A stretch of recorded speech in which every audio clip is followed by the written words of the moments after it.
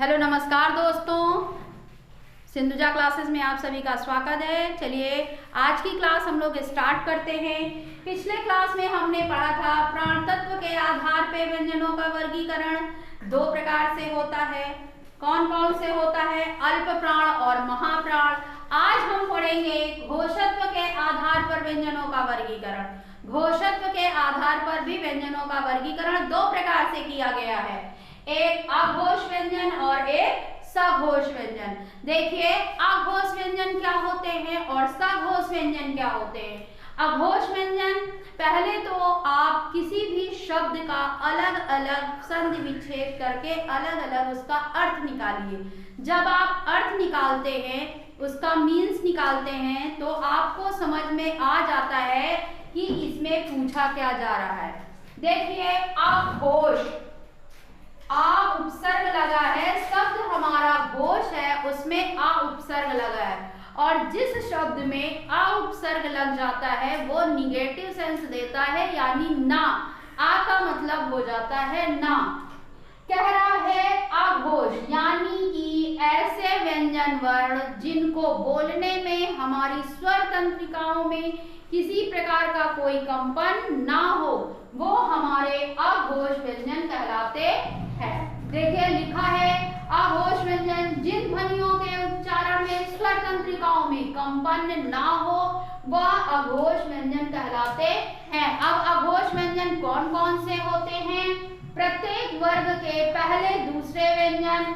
देखिए प्रत्येक वर्ग यानी का, चा, ता, ता, पा, ये हमारे 5 वर्ग हैं, और पांचों वर्गों के पहले वर्ण और दूसरे वर्ण ये हमारे अघोष व्यंजन कहलाते हैं। दूसरा तीनों सा जो है हमारे, ये अघोष व्यंजन कहलाते हैं। दूसरे हमारे सघोष व्यंजन। देखिए सा मीन्स पॉजिटिव सेंस, सा मीन्स साथ में हो, यानी ऐसी ध्वनियां जिनके उच्चारण में स्वर तंत्रिकाओं में कंपन हो, वो हमारे सघोष व्यंजन कहलाते हैं। कौन कौन से होते हैं? प्रत्येक वर्ग के तीसरे, चौथे, 5वें वर्ण, यानी ये सारे,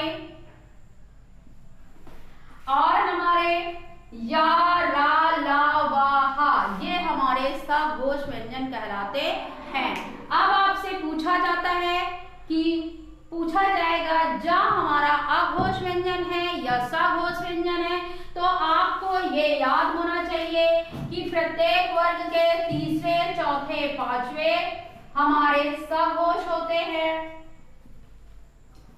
और पहले और दूसरे हमारे अघोष होते हैं। जब आप ऐसे याद करेंगे तो आपको ये याद हो जाएगा कि कौन से व्यंजन वर्ण अघोष होते हैं और सघोष होते हैं। फिर से एक बार देखिए, रिवाइज करिए। अघोष, घोषत्व के आधार पर व्यंजनों का वर्गीकरण दो प्रकार से किया गया है, एक अघोष व्यंजन, दूसरा सघोष व्यंजन।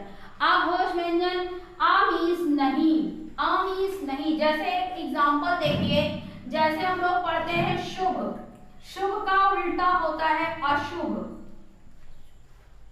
उसी तरह इसमें घोष में आ लग गया है और घोष में सा लग गया। देखिए ये शुभ मीन्स अच्छा होता है, और इसमें आ लग गया तो यानी जो अच्छा ना हो। कहने का मतलब आ लग गया तो निगेटिव सेंस देगा, कहने का मतलब है यानी कि स्वर तंत्रिकाओं में कंपन ना हो, वो हमारे क्या कहलाएंगे? अघोष व्यंजन। कौन कौन से? पहले प्रत्येक वर्ग के पहले और दूसरे वर्ग, तीनों सा, ये हमारे अघोष व्यंजन, और सघोष तीसरे, चौथे, 5वें, और या, रा, ला, वा, हा, ये हमारे सघोष व्यंजन कहलाते हैं।